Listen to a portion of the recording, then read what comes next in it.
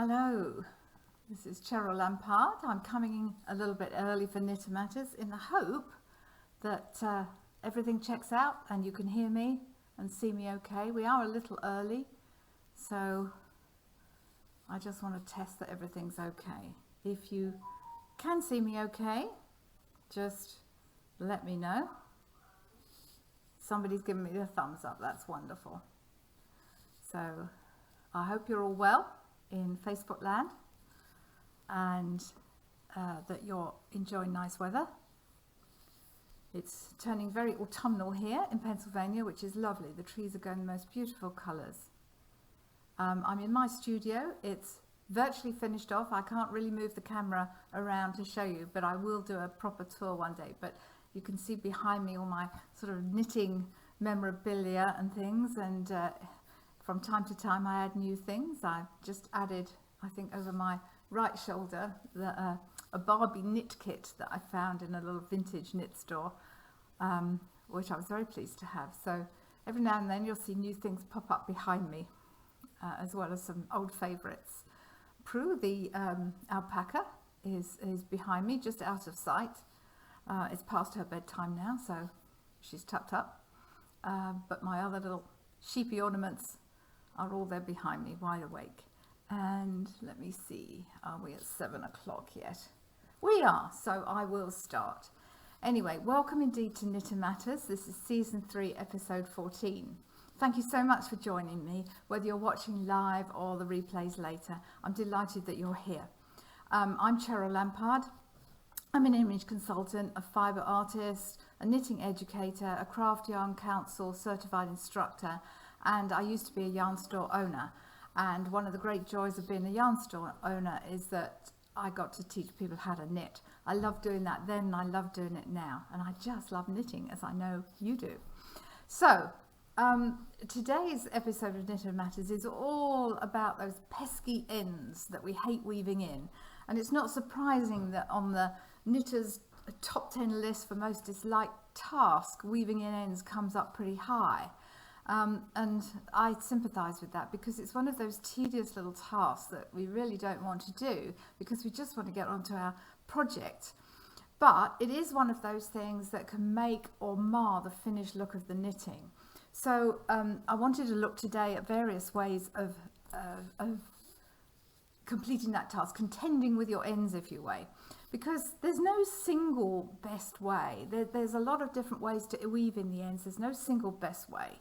And we need to consider various factors, such as, is the item reversible, for example? Is it an item that's going to be seen from both sides, like a scarf or a stole? Will it have an unfinished edge, or will it be seamed? If you're going to have an unfinished edge, then you need to be particularly careful about how you work in those ends. And what's the stitch pattern that you're going to weave the ends in on? Is it stockinette stitch, garter stitch, rib? Because those require slightly different treatments. How elastic is the fabric? Does it need to retain that elasticity?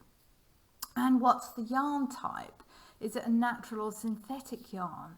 So, you know, natural yarns, especially if they're animal fibres, tend to have a sort of, if you will, sticky quality that, you know, the scales on the fibres lift and grab onto each other. Or is it a really slick, slippery yarn like a fine cotton or a silk, something like that? Because those will need a slightly different treatment too. And should it be done before or after blocking? And that's a real knotty question, because ask 10 knitters and they'll all say different things. So to answer that last question first, whether it's before or after blocking, I say both. So, for example, if I'm knitting a lace piece that really needs to be blocked, so that opens up the pattern and the lace effect and stretches it out, if you will, and in the blocking process, I'm going to weave in after blocking, because if I weave in beforehand, there's going to be a sort of a tension on those ends that's going to prevent perhaps my fabric opening up in the way that I want it to. But for most other things, I'll weave in before I block. But I won't clip the end of the tail until afterwards. And I'll come back to that a bit later and you'll see why. So I'm going to switch to the worktop camera now. Hopefully, yes, you can see my hands. So sometimes you can actually work in ends as you go along. And I'm going to show you on with this piece of knitting. So this is a simple piece of knitting with stripes, okay? Different color stripes. Now, if you're changing color every time, you might think, oh, I've got to join a new end every time I change color. Well, that's a real nuisance. And you don't have to do that. If you are working with an odd number of rows in your band, so let's say there's 3 or there's 5 or there's 7, whatever, in your stripe, well, yeah, you will have to actually start at the other end again, because you're going to finish at this end when you need to get back to this end, if that makes sense. So you're going to have to, you're not going to be starting on the same side each time, is what I'm trying to say there. So you will have ends to join. So you could either adapt the pattern. If you don't want to do that, you could either adapt the pattern so that it's an even number of rows that your band of color is, or just put up with the fact that you're going to have to join ends. But let's make life a bit easier for ourselves. Let's assume that we have even numbered rows on our color bands, okay? And I do have to remember to move the mouse every now and then, otherwise sometimes I lose the picture. I'm trying to get better at this, switching from picture to picture. Okay, so down here I've just done 2 rows of pink and 2 of grey and 2 of pink.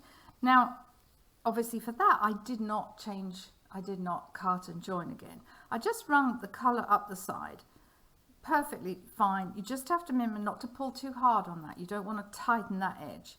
But here I've switched over to 6 rows of colour for each of my bands. But I've still done the same thing. I've actually run the threads up the side again, because they're going to be enclosed in the seaming. And all I needed to do for that is, I finished this on 2 rows, every couple of rows or so, I'm just going to twist my non-using, the colour that I'm not using, around the one that I am. So literally all I'm going to do here, I still want 4 more rows of grey, but all I'm going to do here is just twist that and bring the working yarn up and under, and I'm going to carry on knitting my grey. And what I like to do is just check that I haven't pulled that too tight, because now if I have, that's my chance to just pull that out a little bit. I'd always rather have that a little looser than tighter if necessary, because that's going to be hidden in my seaming. What I don't want is to snug that up and make that really tight, because it's going to change how tight my side edge is, and I don't want that. So all you would do is that. I'll show you just again. I mean, it's so simple, but I will just show you again. Let me just unpick that, if I can see the stitch to unpick. So, okay. So I want to do a few more rows of my grey. All I do, lift that over and start knitting with my grey.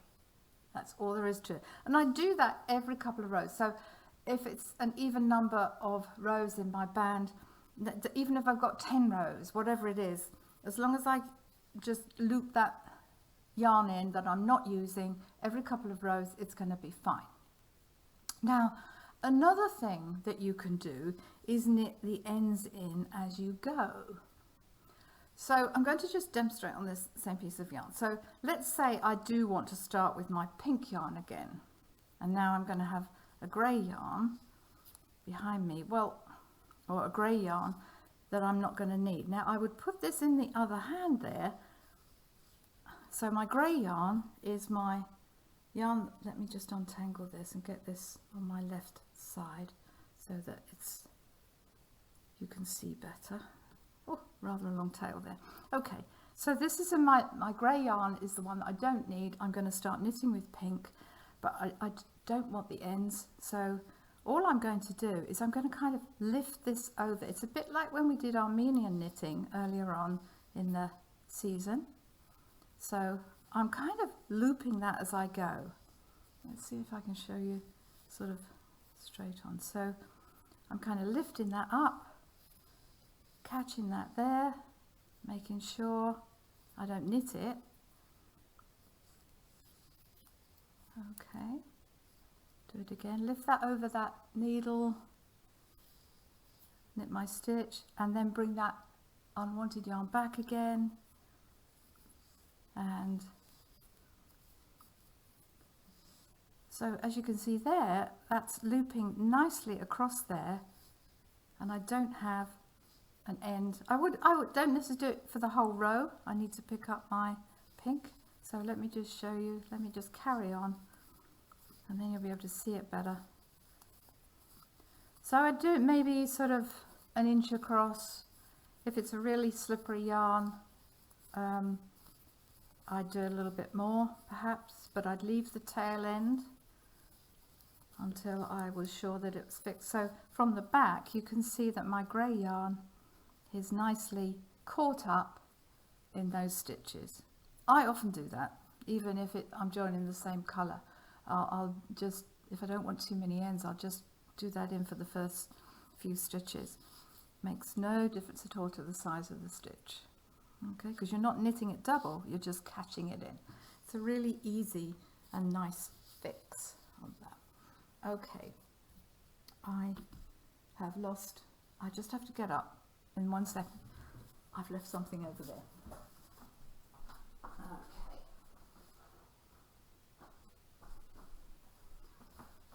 Sorry about that. It was bound to happen. Anyway, okay, so the next thing is garter stitch. If we're working with garter stitch, sort of traditional advice for garter stitch is that you just do something called skimming. And skimming is fine. You need a tapestry needle for this, and what we would do, because you want, if it's a garter stitch item, especially if it's reversible, you really don't want that showing. So when you weave in your ends, it sort of goes without saying that you're weaving in on the wrong side. But if it's reversible, well, you've got to pick a side, really. So let's assume that this is my wrong side. So what I can do, and I'm just pretend this is already attached. The principle is the same, okay? So what I'm doing here, I've got my tapestry needle, and I'm just skimming. I'm literally stitching. I'm not weaving in and out. I'm not doing this. That's not going to work so well because it's going to show through. But I can literally just take that sort of the top of the pearl bumps, frowns and smiles I call these the little downward curving pearl bumps, and then the smiles underneath. We'll talk about those again in a minute. So you would just sort of skim across like that. Okay, and then I'm going to pull that through.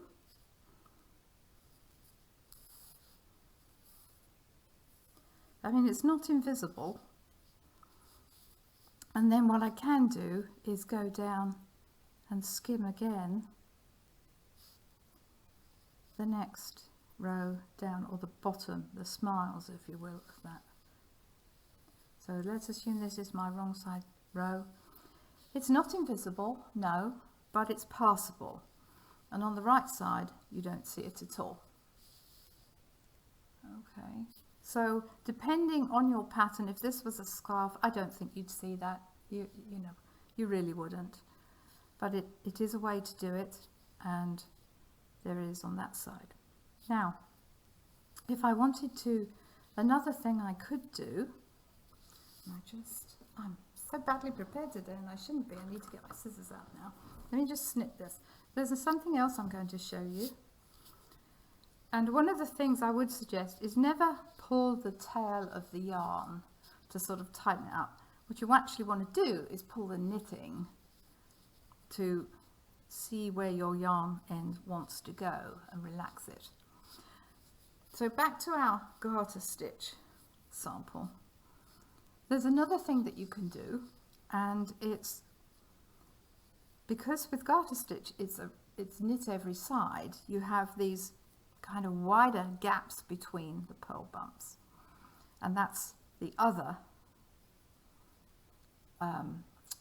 knit side, if you will. So every time you've got that kind of, when you pull it apart, it's like knit stitches. That's because it's the reverse of that, which you know.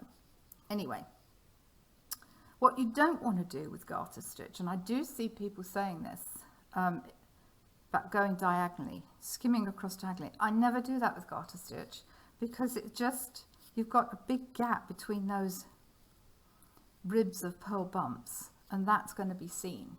You can certainly go diagonally with stockinette stitch, and we're going to do that in a minute, but I don't like doing that for garter stitch. If it's on the wrong side of a garment that it's not reversible, it won't matter. It won't matter so much. You're not going to see that. But I try and be consistent. So another thing you can do is you kind of spread that so that you get those knit stitches, and then you just kind of skim across the legs, if you will, right up tight to where the purl bumps are. I think you can see what I'm doing there. I hope so. So my needle is going in those fibers of the legs, and I'm deliberately not doing it in a contrast colour, because I want you to see the effect of that when it's done. There. So once that's, and again I do it for an inch or so, maybe a little bit longer, but once that's like that, you can't even see it, and on the other side you can't see it either. And I think this is actually a better version than this, especially if it's reversible and you're going to see it. By the time that's sort of smooshed in there, tucked away, you can't see that, okay? And you certainly can't see it from the right side. Just be careful you don't make that too stiff. If it's already a stiff yarn, you will get a bit more stiffness there, but it works. Okay, next thing I want to show you is stockinette stitch. Now stockinette stitch is really nice because you can go all the way across. So I'm going to grab that needle, grab my piece of yarn there, my turquoise yarn. I'm going to show you, I've set up all my needles but I've missed one. Let's see if I can thread this first time. Nope.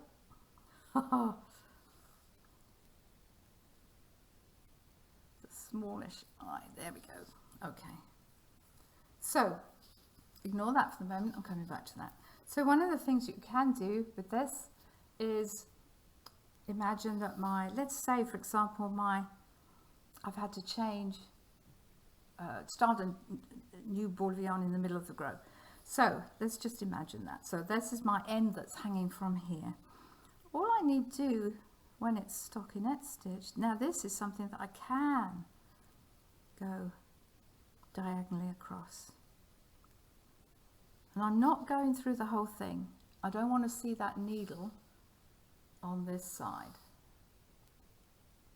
I'm just trying to make sure. Yeah, okay, you can't see where that thread is going on the right side, which is exactly what I want. So I'm not going through the whole stitch. I'm not doing this, because then you would see the needle on that side. I'm literally going through it, and although I hate sort of splitting yarn, for skimming and weaving in your ends, it's absolutely fine. So then I would just pull that through, adjust that a bit. Yes, you'll see it on the wrong side, but you won't see it on the right side. You can't see that. I can only see where that is by actually feeling it, and I can feel it across there, can't see it. So that's something you can do. And obviously if it's near the edge, it's even better, because you're probably going to seam that somewhere. Okay, so that's another way of doing that. And you can always, if you're not sure if that's going to be strong enough, you can, go back the other direction if you want. That's absolutely fine, and that's something I might recommend for a slipperier, is that a word? Slipperier yarn, a more slippery yarn. And again, I don't want to pull that, I want to just pull the knitting, make sure that's not caught up, okay? So change direction, and you could sort of go up and down, but you're not going to be doing it for inches and inches. You're only going to be doing it for a little while. So let me snip that off. So there is another thing that we can do. Where you need to, this is a really nice one, where you need to maintain the elasticity, let me snip that off for a second, of the fabric. You know, I don't want this to be tight, I don't want it to tighten up.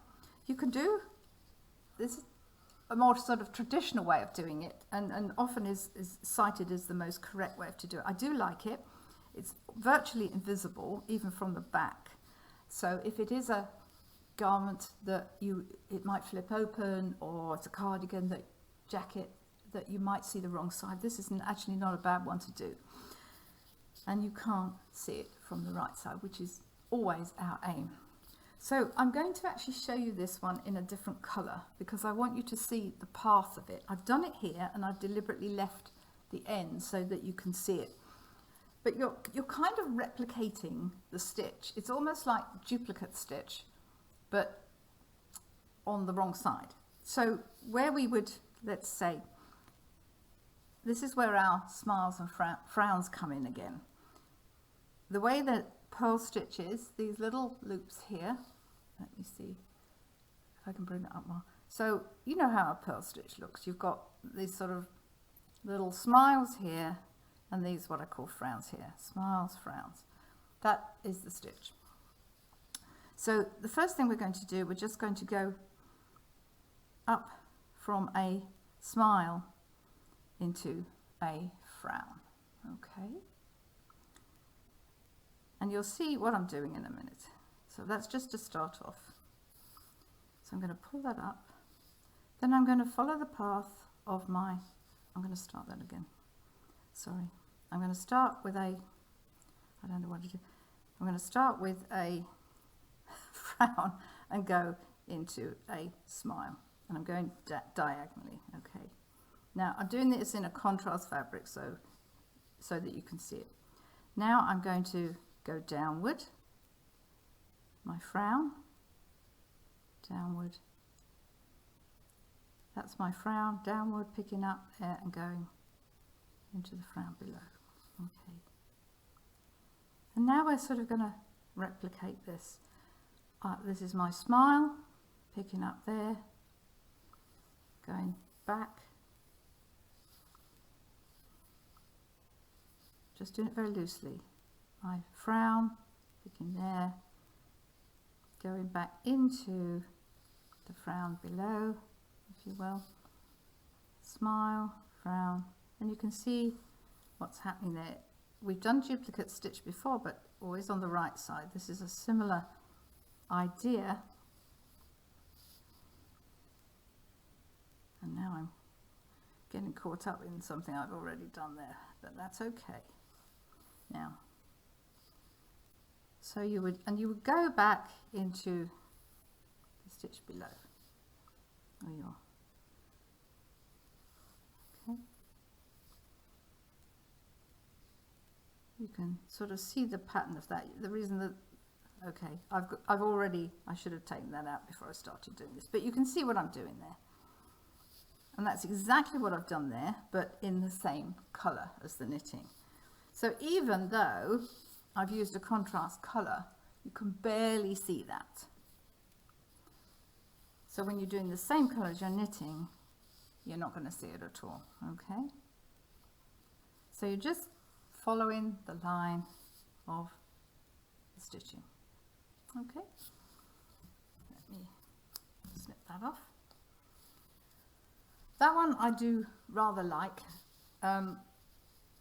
I don't use it all the time, but I do like it. Now there is another one, which is actually my favourite. And I'm going to use the same aqua sample. This is especially good if you're using a bulky yarn. So let's say, again, I'm starting here. It doesn't really matter whether my ends are at the side or in the middle, whatever. And of course, if you were knitting in the round, you're not going to have side edges. You're going to have to work it somewhere in the middle. Okay, so now I've got these ends that I want to work in, and you know, maybe my yarn is a bit bulky, or I think it's going to show. So what I'm going to do now is I'm actually going to fray out my yarn. You can do this very nicely with sort of twisted spun yarns that are, especially animal fibers, work really well for this. And this is actually a good one for those slick fibers like silks and linens as well. And I'm going to fray this out. I'm just going to separate the plies. I don't have to separate all. I've got, you know, 4 here. I don't have to separate them all. Just, you can do if you want to. If it's a very bulky yarn, I'd recommend doing that. But for the reasons of time, I won't. I will just split them, so it's sort of 2 and 2. Okay. Then I'm going to thread that separated ply, and I'm just going to skim again, that skimming thing this way with that one. Then I'm going to do the same with this ply, or this set of plies. I really like this method because it's so neat and you really don't feel it. So it works really nicely with a bulky yarn. You can't feel it, you can't see it when it's done, unless you look really closely. It takes a bit more time, but my goodness, it's worth it. Always go in a different direction. I've got to move my mouse mound again. There we go. Sorry, screen went off then. I must remember to do that, otherwise the picture stops and it frightens me because I think I've lost you. Okay, one more. Okay, and then you can, again, I'm really going crazy with this because I want you to see how good it is, but it's a really nice way of weaving in ends. It does take a bit longer because you're going to have to work all those different plies in, but it's really worth it. Let me just carefully pull that out. Okay, I've got one more ply to weave in, but for the purposes of time. And it's so smooth, you cannot, I can't even feel that on the right side. And on the wrong side, I can barely see it. Now, I did say earlier that if I weave in the ends before blocking, I leave the tail until afterwards. Why is that? Well, this poor piece of knitting I'm going to use again. What happens, and I'm sure you may have come across this, I certainly have, you clip that tail right down. You clip that tail while I'm fighting to thread this. And of course it's all pulled up on me. There we go. So if I clip this tail right down here, as close to the knitting as I can, that's great.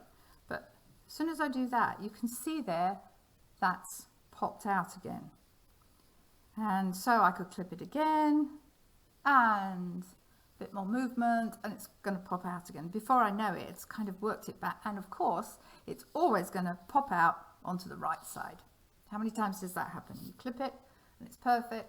A few more rows on, or rather, you know, pull it about a bit, and it's popped to the right side. So you clip it, and there it's doing it again, sort of thing. So what I do, I'm just getting rid of these bits. What I like to do is, let's say I've just skimmed along here, and I'm going to leave, say 1/4 of an inch of my tail there. It's a bit longer than 1/4 of an inch, but the principle is still the same. I just want you to see it. So then either with my scissors or a needle, I'm just going to sort of fan out the edges of this. I'm going to really sort of fray them out. You can do it with scissors, you can do it with any sort of implement. And then I'm going to kind of smoosh it, squish it into the knitting. You can even, if you do it, kind of lick your thumb, smoosh that in. That's going nowhere.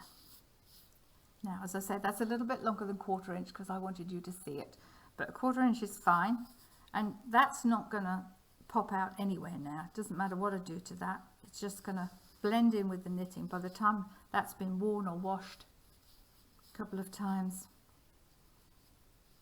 that's not going anywhere. That's not going to pop out. So you don't have to wet it. I just did it because I wanted it to lay flat. But again, I would do that with some water rather than my own saliva. But hey ho, there we go. So that's a particularly nice one. It's so easy to do. But once you've frayed that out, it's not going anywhere. And you can always just sort of trim that down a bit.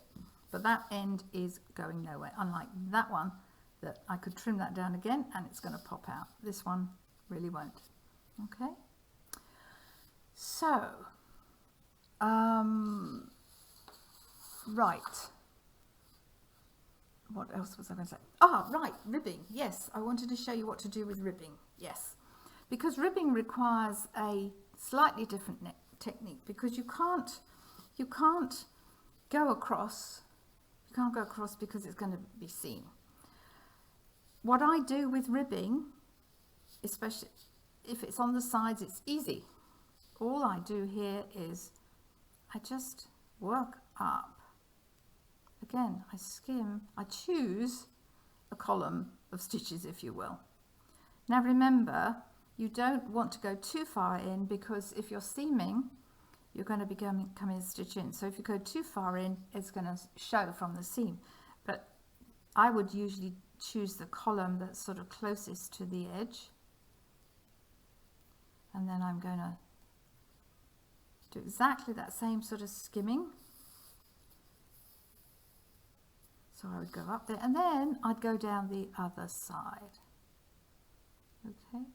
And again, I'm doing the same thing really. Just need to do it a slightly different approach. Okay. Again, give that a little pull out the knitting. And that's kind of lost there. So that would be my 1/4 inch. That would be my little bit that I'm going to fray if I needed to. But you're not losing any elasticity there. If you needed to do it in the middle because you're working in the round, you can do it just as easily. And I'll show you on this piece, which is just, you know, a single rib. Pardon the colour, but you'll see the principle. So let's say if I go this way, it's going to be terrible. You're going to see that. And you want to maintain the elasticity. So again, you can do the same thing. Of course, you're going to see this because it's a different colour. But I couldn't find a little bit length of the same yarn. But the principle is that I'm just skimming along a row of knit stitches in the rib. You're not going to see that, even though that's a different colour, you're not going to see that on the right side. Obviously you can see that on the wrong side there, but let's say that was a cuff that you'd worked in the round or something like that. You could easily do that. Wrong side, right side. And of course, if it's the same colour as the yarn, you are not going to see it. Okay. Well, thank you for bearing with me. I hope that was helpful. Let's go back to the main page. I hope you found these tips helpful. If there's anything you'd like me to answer in a future Knitter Matters, please just email me, cheryl@knittermatters.com, or you can private message me. I'm always happy to answer questions, because if it's a question that you want answered, probably somebody else will as well. So this episode, which is season 3, episode 14, and all others are uploaded to our Knitter Matters page afterwards, and also on the YouTube channel of the same name, Knitter Matters. And I will say that it's easier if you want to watch the replays to look at them on YouTube, because they're all there under the Knitter Matters playlist. They're available anytime, and if you like Knitter Matters and you like watching it, do please subscribe on our YouTube channel. All that means is that you click the button that says subscribe, and that means that then any future episodes that when they're published, you'll get them automatically in your feed. That's all it means, but you won't miss an episode then. So please like us on Facebook, please like us on the YouTube channel. I love it if when I get new subscribers, it's always wonderful. And you can ask questions from YouTube too. Anyway, thank you again for watching. I really appreciate it. I hope you found this helpful. And until next time, keep well, keep calm, and keep knitting. Bye for now.